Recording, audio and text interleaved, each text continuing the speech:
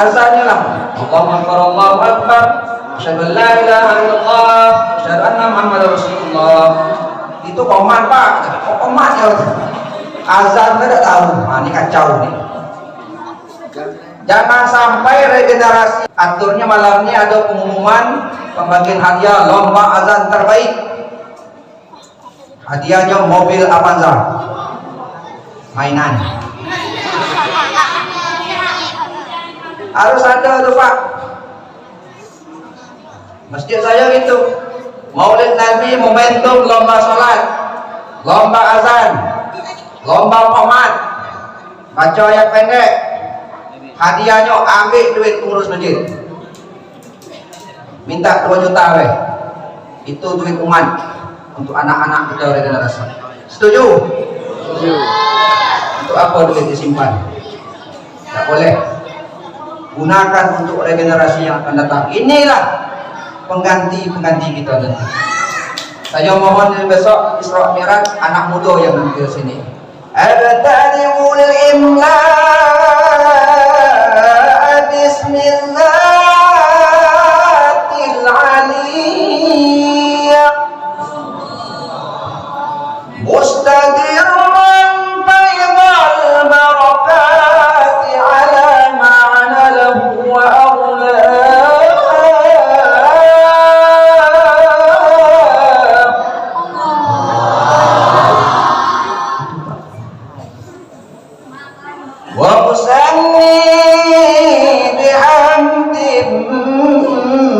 mawariduhu sa'igatun haniyah mundati'an minasyukril jamini mataya.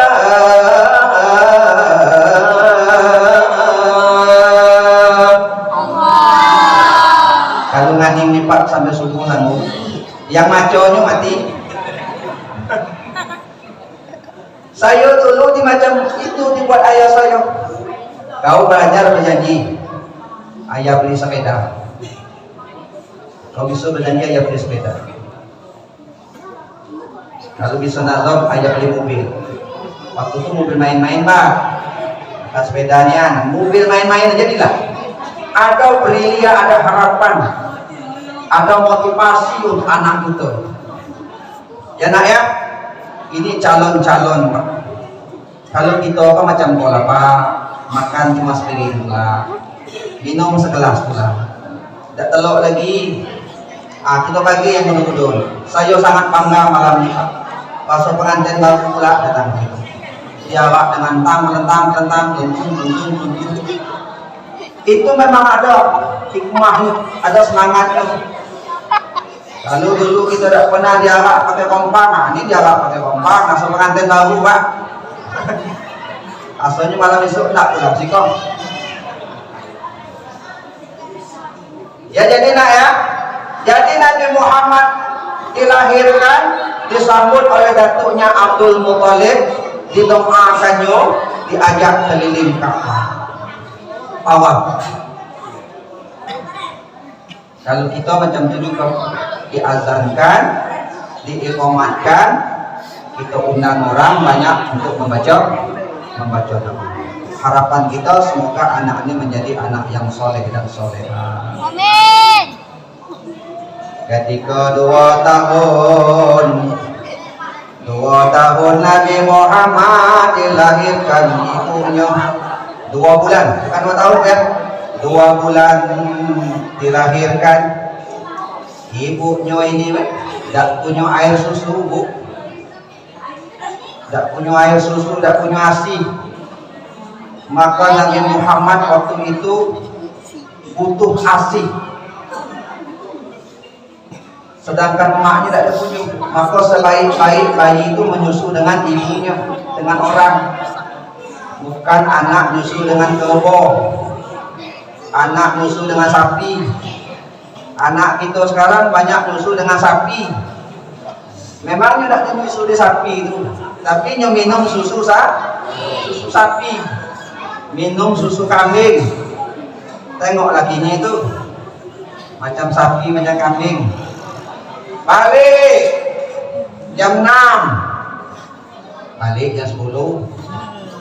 Jangan ke laut, kadang jangan mau kelil dia.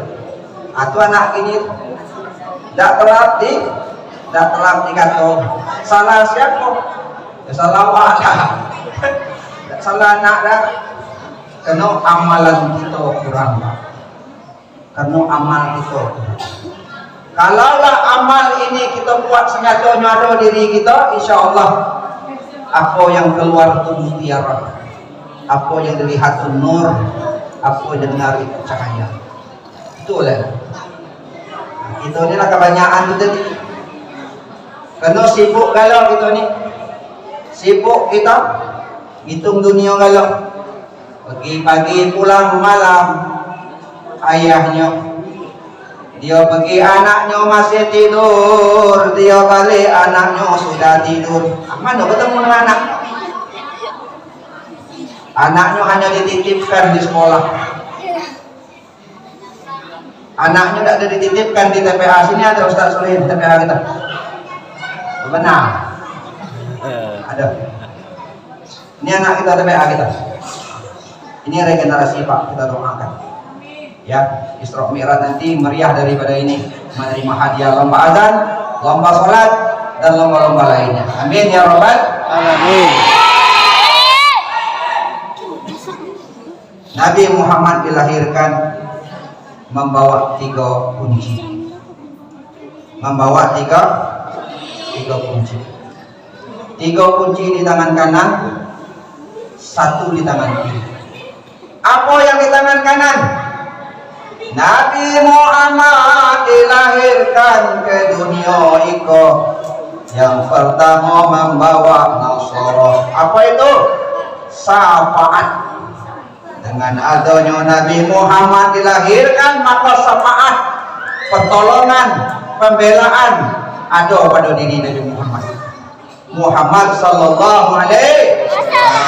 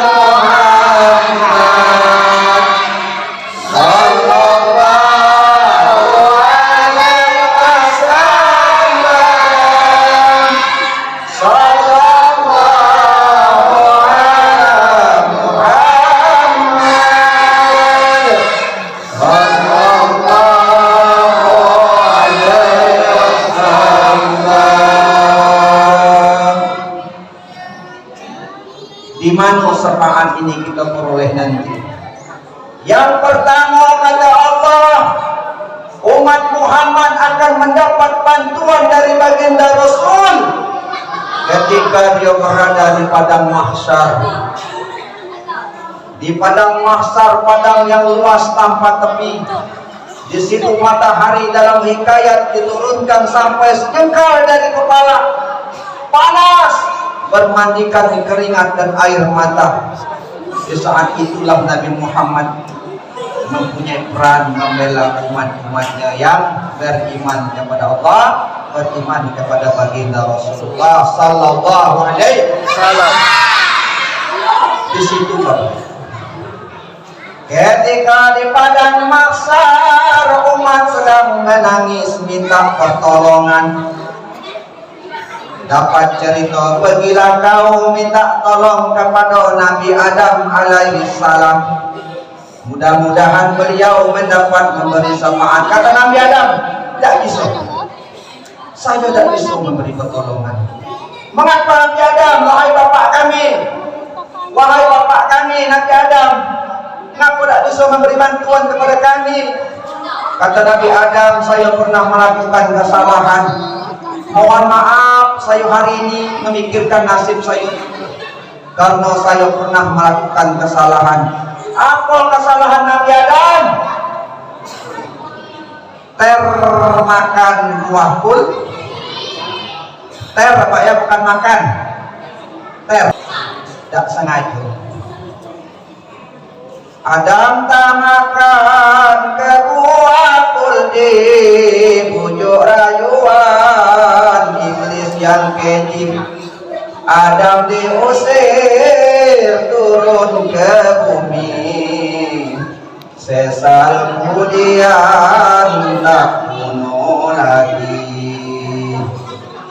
Adam diusir turun ke bumi, sesal kemudian tak bunuh lagi. Ini ratapan Nabi Adam. Janganlah kau dapat aku begadang. Aku termakan 21 dosanya sampai dunia kiamat, Pak. Dipikirkan Nabi Adam, nangis dia. Awak makan rambut tetangga sekalung, maling sawit orang seteruk, tidak memikirkan dosa orang. Nabi Adam termakan 1 buah kuldi sampai dunia kiamat yang menangis menyesalkan itu. Rabbana zalamna anfusana wa illam taghfir lana wa tarhamna lanakunanna minal khasirin. Ini doa Nabi Adam. Doa inilah yang paling banyak kita bacakan, Pak. Ini senjata kita.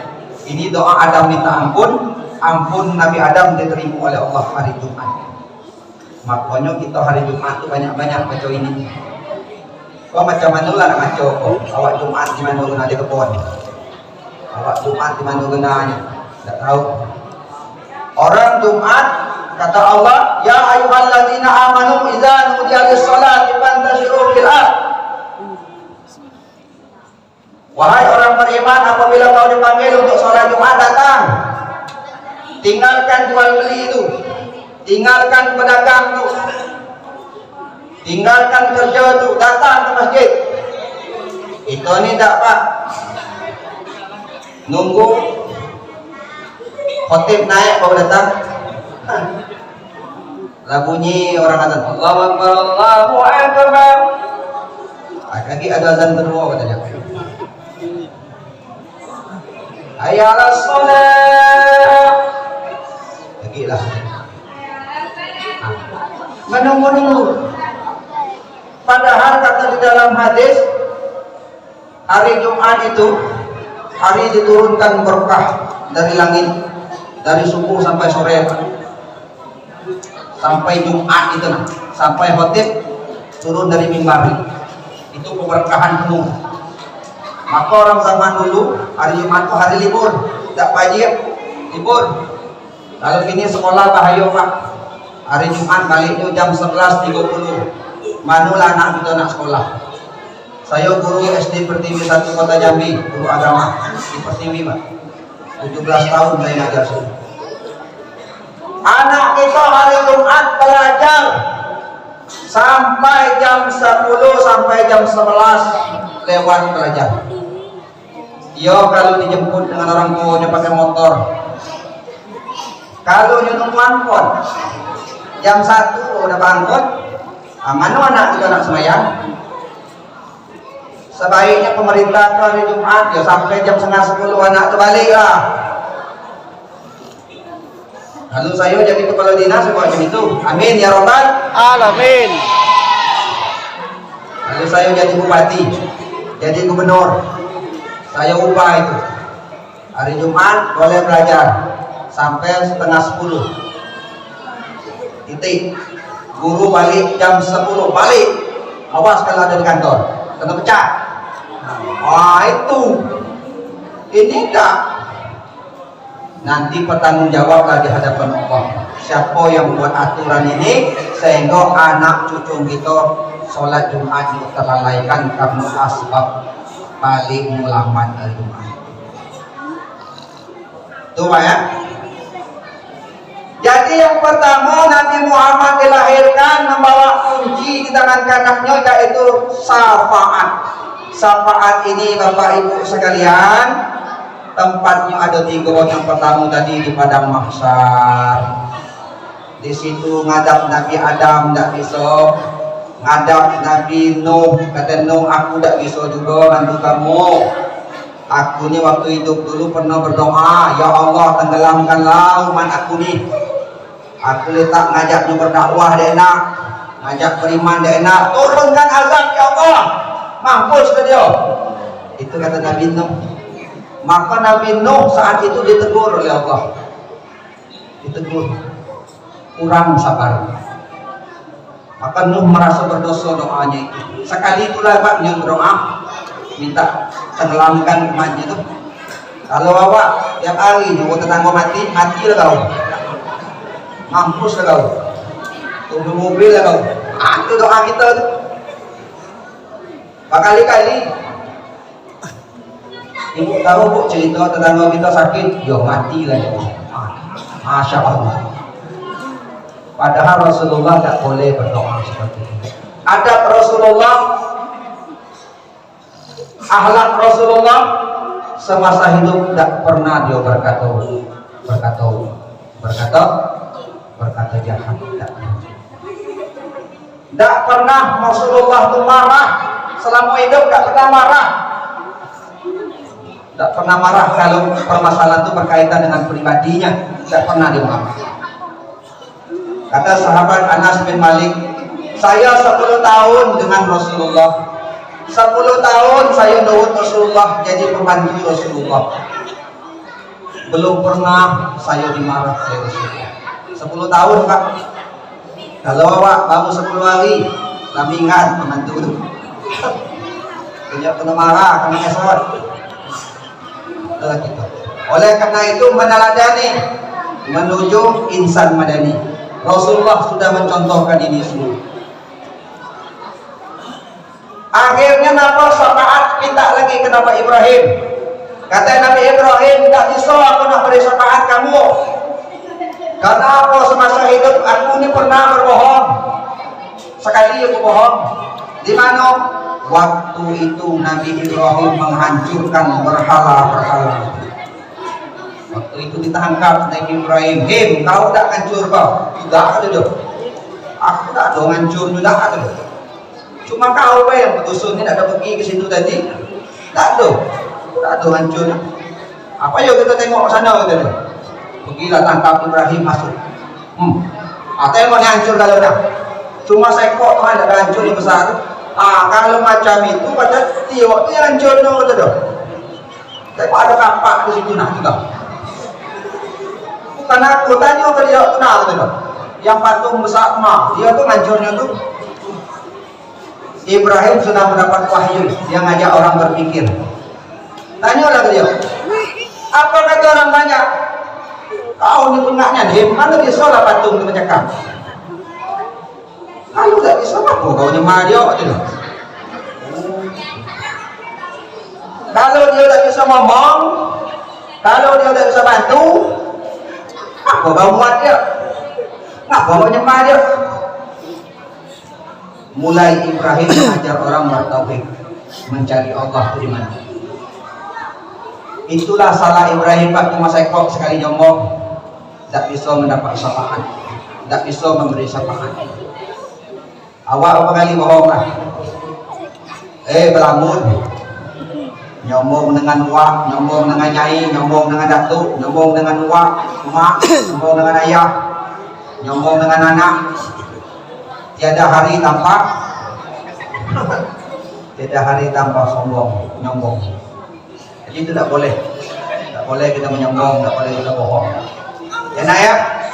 Ini siapa dapat jawab pertanyaan Bapak ini dalam uraian nanti Bapak kasih hadiah. Ini hadiah kalau di sini. Kantong atas, kantong bawah, boleh pilih lagi. Ya, kalau salah pilih zong. Kanan, kiri, atas. Ya. Makanya cerita ini didengarkan. Ya, nanti ada pertanyaan. Yang beruntung dapat, yang tak beruntung zong. Tahu zong? Kosong. Jadi Nabi Muhammad memberi syafaat karena Nabi Muhammad terpelihara daripada salah dosa semasa hidupnya. Disebut Rasulullah yang maksum. terpelihara Pak. Rasulullah tuh mulai dari bayi, mulai dari dalam kandungan terpelihara, mulai dari zuriatnya terpelihara, dalam kandung terpelihara, lahir terpelihara, hidup sampai mati terpelihara daripada dosa dan kesalahan. Allahumma sholli ala Sayyidina Muhammad. Maka Nabi Muhammad disebut Habibullah, kekasih Allah. Itu kunci yang pertama. Yang kedua, Nabi Muhammad lahir, dia membawa zikrullah. Dengan adanya Nabi Muhammad lahir, itulah kita dapat mengenal Allah Pak. Dengan adanya Nabi Muhammad lahirlah kita dapat mendekatkan diri kepada Allah, dapat kita berzikir, dapat kita bertahlil. Makanya sekarang ada mengatakan kalau yasinan bid'ah, atau yasinan kita itu bukan bid'ah, itu kan zikir. Kalau kita berselawat bid'ah, lantak lasano. Jangan ikuti bid'ah itu Bapak ya. Kita tetap macam itulah. Jangan terpengaruh. Tetap semangat berzikir Pak.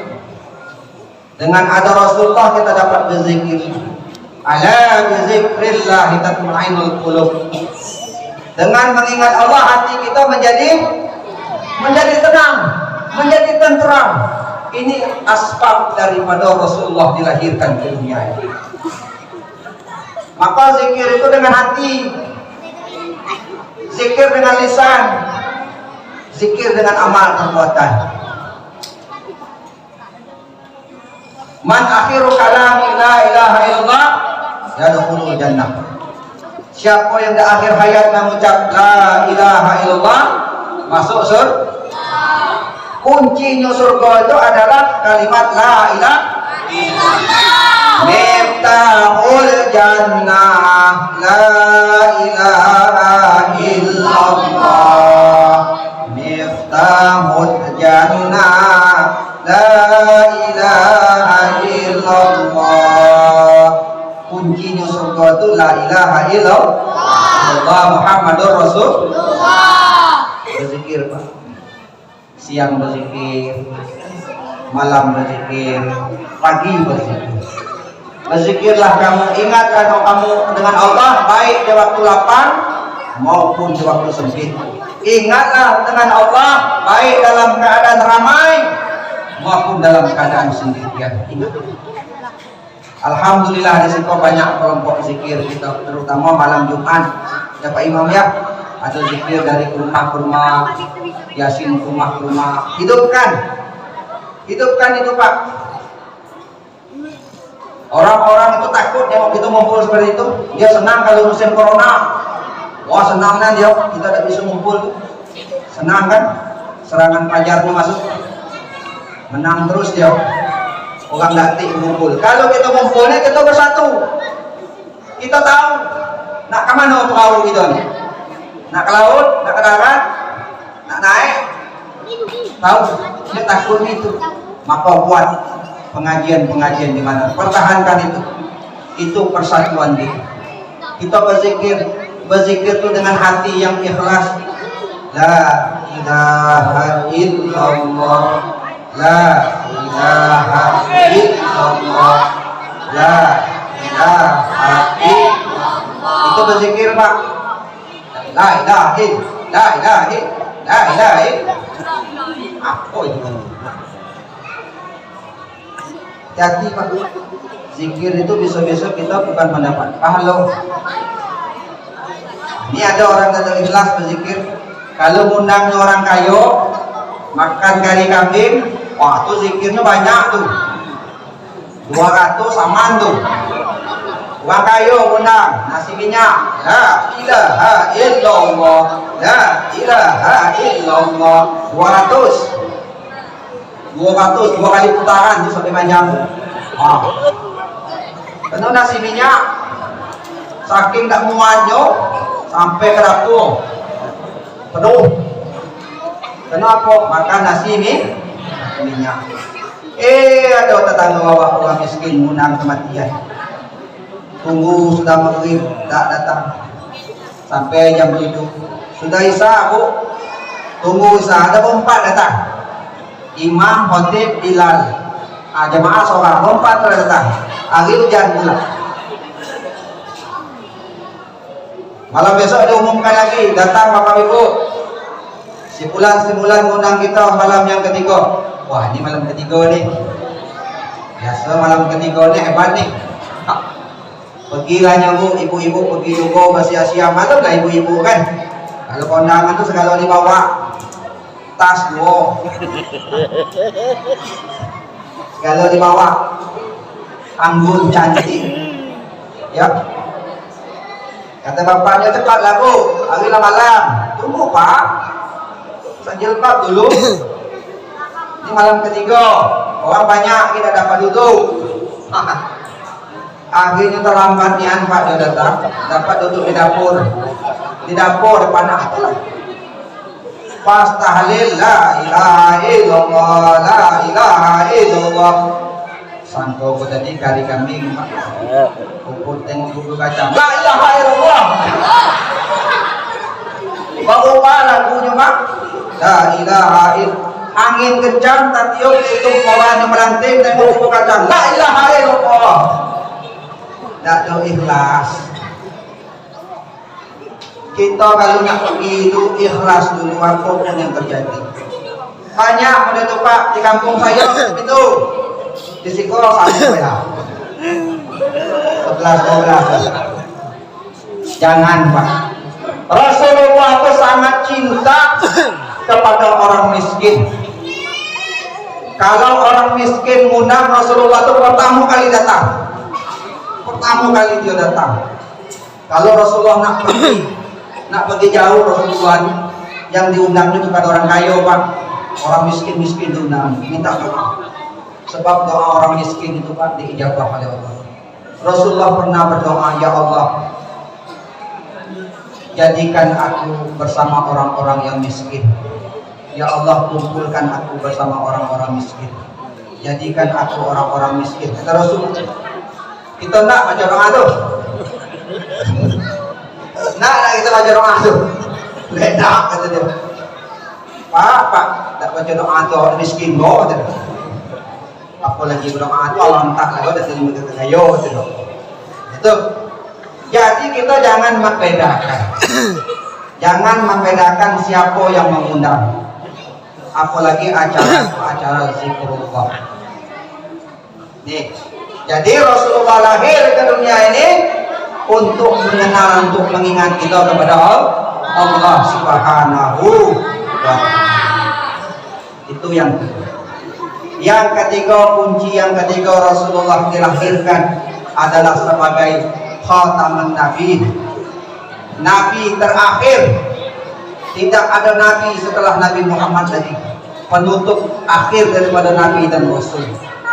Kalau ada yang ngaku nabi di RT itu tangkaplah. Banyak ini tuh nak terkenal ngaku nabi. Muhammad Shadiq ngaku nabi. Indonesia ini memang hebat Pak. Nak terkenal sebagai ngaku lah nabi malam ini. Pidato lah di masjidnya. Aku nabi bilang. Itu terkenal masuk koran sebagai itu. Cuma siapa tangkap. Ngaku malaikat Jibril. Dia Eden. Hebat Indonesia ini Pak. Yang lebih hebat polisi Indonesia ini Pak. Yang ditangkapnya bukan penjahat, malaikat Jibril tangkapnya. Dia Eden. Ngaku malaikat Jibril, tangkapnya. Dia. Jadi Nabi Muhammad itu penutup daripada Nabi. Tidak ada lagi Nabi setelah Nabi Muhammad. Syariat, hukum semuanya sudah sempurna. Tak ada lagi. Kita tinggal menjalankan. Di mana kita kutip di dalam Al-Quran Al-Karim sebanyak 30 juz yang lembaran dan ayatnya di dalam sejarah dikatakan 6.666 ayat. Bapak Ibu yang dirahmati Allah Subhanahu wa taala, yang terakhir di tangan kiri Rasul. Tadi kan 3 di tangan kanan, kuncinya 1 tangan kiri. Apa yang di tangan tangan kirinya hanya untuk ibu-ibu. Ibu-ibu kok. Ibu. Masih hidup, Bu? Masih. Ibu.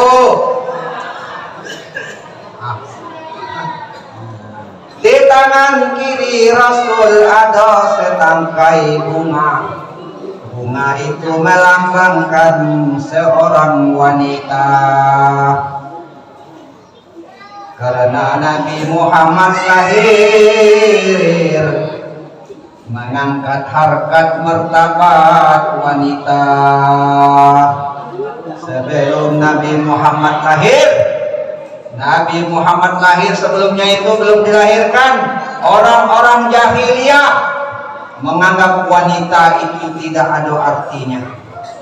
Wanita dikubur hidup-hidup, wanita boleh dijual kemana-mana, bebas. Setelah Nabi Muhammad lahir, dia ingin merubah karakter yang mulia menuju insan madani, berakhlak mulia, harkat martabat wanita diangkat oleh baginda Rasulullah SAW. Sehingga di dalam hadis Rasulullah mengatakan, al-jannatu tahta apa Bu? Al-jannatu tahta aqdamil ummahat. Sesungguhnya surga itu berada di bawah telapak kaki. Surga berada di bawah telapak kaki. Kalau tidak kenal ibu, mak. Surga itu ada di bawah telapak kaki mak. Jangan balik kaki tengok mak, tengok surga mak, atau nak tengok kaki mak. Di tengah jamnya kamu. Kau kena surga kau beda jauh. Itu hakikat begitu tingginya derajat wanita. Sehingga dilambangkan surga itu ada di bawah telapak kaki seorang wanita. Begitu nyanduk sayangnya Rasulullah dengan seorang perempuan. Oleh karena itu kalau kita jadi perempuan, jadilah perempuan yang rena. Rena tahu Bu nyanyi Rena? Rena, Rena, Rena. Bapak apa Pak? Apa Bapak malu? Rena, Rena, ku cinta padamu. Rena, jadilah ibu-ibu yang rena. Satu re itu R-nya ramah. Ibu tuh harus ramah dengan laki-laki, dengan seorang suami. Suka senyum, walaupun duit dibagi dikit. BBM naik, semua naik, walaupun duit belanja udah naik. Sabar, ramah tetap. Harus ramah. Itu jadi seorang ibu harus ramah kepada keluarga. Nak bahagia rumah tangga kita, ibu lah kuncinya Bu. Harus ramah. Ramah dengan anak, ramah dengan laki, ramah dengan tetangga. Kalau kami bapak-bapak kan maklumlah pergi pagi balik malam. Kalau kami lah balik rumah ibu marah-marah, ibu pula seperti kami kan. Ramah, harus ramah. Penampilan kita seperti ramahnya Rasulullah SAW. Yang kedua jadi ibu-ibu itu kata Rasulullah harus R-A. A-nya apa? Amanah. Rena, tadi ramah. Yang kedua elok. Jadi bini itu nak elok. Elok perangainya, elok penampilannya, supaya rumah tangga kita sakinah, mawaddah, warahmah. Jangan waktu pacaran dulu Pak, wah. Kalau terkenal masa muda gitu, tak Pak ya. Zaman itu kalau terdekat tuh baunya 3 botol parfum. Kalau zaman bapak dulu zaman mandom tuh, mandom, mandom, wah, harum.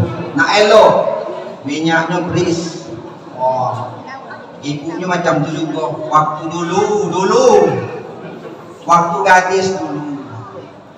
Nah Kita harus elok sampai selama-lamanya elok. Elok penampilan, elok perangai.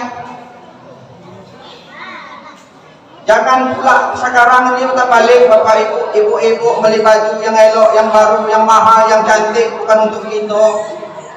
Dia nak pergi kondangan, dipakainya. Awak beda dapat tengok ni. Mana baju ibu tidak ada. Kapan ibu pakai? Awak pergi terus, hanya kondangan terus. Pokoknya hanya pergi kondangan pakai baju tu. Tak ada untuk awak di rumahnya makan ada apa bagus tak ya? Elok ya. Ini untuk ayah ni ya. Bagus. Senang juga hati tengok ni. Ini tiap hari makan das koyak lah. Tempelnya 7, siko. Apa belum? Manulah. Tu nak elok. Nak elok. Das koyak puang ni lah. Kredit belah baru. Kredit boleh. Tapi hati-hati Bu. Hati-hati Bapak. Hutang itu membuat kesengsaraan kita di yaumil mahsyar. Ya. Hutang di dunia ini membuat sengsara kita di yaumil mahsyar. Yo kalau hutang itu tertulis, yo kalau hutang itu kita amanahkan ke ahli waris. Tapi kalau hutang itu kita diam-diam tak tahu ahli waris kita, tak kita catat, mati kita, nanti Allah akan minta pertanggungjawaban hutang. Kalau ada hutang balik ke catatan apa banyak-banyak di sana tahu orang kan? Wahai anakku, kalau ayah mati, ikut hutang ayah sedikit banyak, tolong dibayar. Apa lagi? Kau lah yang hidupkan, kau lah yang sekolahkan. Bayar hutang ayah ni. Siap kalau ada catatannya. Ini dah awak lah mati, bapak-bapak, ibu-ibu. Sebelum jenazah ayah saya dikuburkan, kalau ada hutang minta dimaafkan. Tak kena. Hutang tak bisa dimaafkan. Hutang harus dibayar sampai mati, hutang itu tetap dibayar. Maka lagi sehat pula nggak tahu aku ada hutang. Aku ada hutang. Hutang di mana? Dengan siano. Ada catat di dalam lemari itu. Kalau bapak nanti ada di dalam lemari itu. Ada wasiat. Maka bapak-bapak kalau umur 63 tahun kurang 2 hari, berarti dengan 2 hari lagi itu. Ada buat wasiat banyak. Tempel wasiat itu dalam lemari. Nah, kalau bapak mati itu tengok ada wasiat lemari itu. Katakan ke istri. Sebab apa hutang ni Pak sampai dunia kiamat tidak bisa dimaafkan. Besok tidak bisa lagi tukar-menukar. Di dunia kalau bisa tukar, ada hutang, ada. Aku duit dah ganti sepeda ada. Aku tukar sepeda, ayo. Tukar baju, ayo. Yang penting halal lah untuk dunia. Besok yang memasar, no, tidak ada tukar-menukar. Jadi istri itu kata Rasulullah harus elok. Yang ketiga nikmat. Jadi bini nak pandai masak. Saya yakin ibu sini pandai-pandai kalau masak ni. Hebat-hebat masak apa payung. Asal ada yang nak dimasak. Jangan bapak nyuruh masak ini, masak itu. Duit dah ganti. Mimpi namanya. Dulu nak makan ayam, kasih duit. Nak makan ikan, kasih duit. Kalau tak ada kasih duit, apa yang ada lah? Ada terung, ada kangkung. Itulah yang ada. Yang penting anak kita makan ikan, anak kita makan telur, dah apa-apa. Yalah ayam punya kangkung. Yang penting anak jangan. Anak itu tetap kita kasih makanan yang bergizi. Ya Bu ya. Kalau anak kita biarlah kita makan lauk sama cabai pilih, tak apa-apa. Yang penting anak kita makan ikan supaya konyol, sehat, kasih telur. Jangan makan mie terus, keriting jadinya. Kita itulah serba instan. Malam makan mie, nak tidur makan mie, pergi sekolah makan mie. Apa tak keriting kalau? Gak kenalan lagi. Sampai sekolah ngantuk. Bangun anak kita punjit-punjit. Tak macam perut zaman kita dulu pak, langsing manjat, payu berlari, payu berenang, payu meloncat, payu. Anak kini berat-berat galau gerakannya. Kenalah instan galau di sini. Besok anak kita macam robot jalan nak. Hati-hati pada zaman 2028, 1930 gitu. Ini ibu-ibu harus nikmat, pandai memang memasak. Ajak anak-anak kita ini untuk menguat karakternya menjadi seorang ibu. Ajak anak-anak kita waktu dia libur sekolah ikut memasak. Macam mana maknya giling cabai, macam mana maknya ngiris bawang, macam mana maknya nyiang ikan. Harus diajarkan. Walaupun dunia sudah canggih, cabai tinggal masuk, nasi tinggal masuk. Besok bu, zaman-zaman akan datang akan kembali pada zaman-zaman bahwa minyak dah mati tuai lagi, listrik mati, gas habis. Aku dah macam mana nak bertanam? Aku dah pakai kayu pun hilang. Makanya kalau gini tu ada rumah-rumah pakai kayu, hati-hati. Lelah kawan malam lagi. Sudah jauh. Kayu lah di depan orang kalau. Anu lagi. Ibu-ibu siap minyak tanah lah ke mana pergi gini tu. Inilah nak ada berita lagi, kompor rumah tu nak ditukar bu dengan kompor listrik, mobil listrik. Enak-enak berjalan, listrik mati, awak mati bu. Macam mana listrik sekarang tu main teknik main, bisa mati dari jauh, tek mati gitu. Kolap negara kita, hancur gitu, mati kalau coba. Baliklah kita ke zaman pengen siap-siap. Ditunggu mah siap-siap lah beli anglo. Tahu anglo? Siap lah anglo tu. Buat larang banyak-banyak. Hari ini pak berkeliling saya 10 toko mencari gas. Dah dapat negara tahu. Susahnya peminta beli pak. Harga 38.000 dah kata jual. Ada sih kau.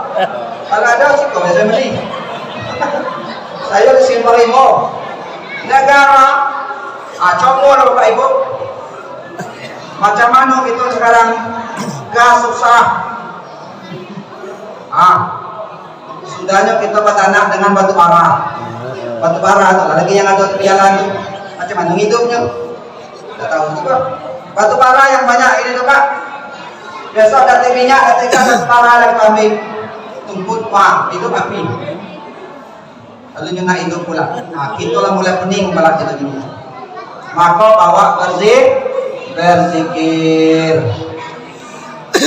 Subhanallah walhamdulillah wa la ilaha illallah Allahu akbar wa la haula wa la quwwata illa billahil azim.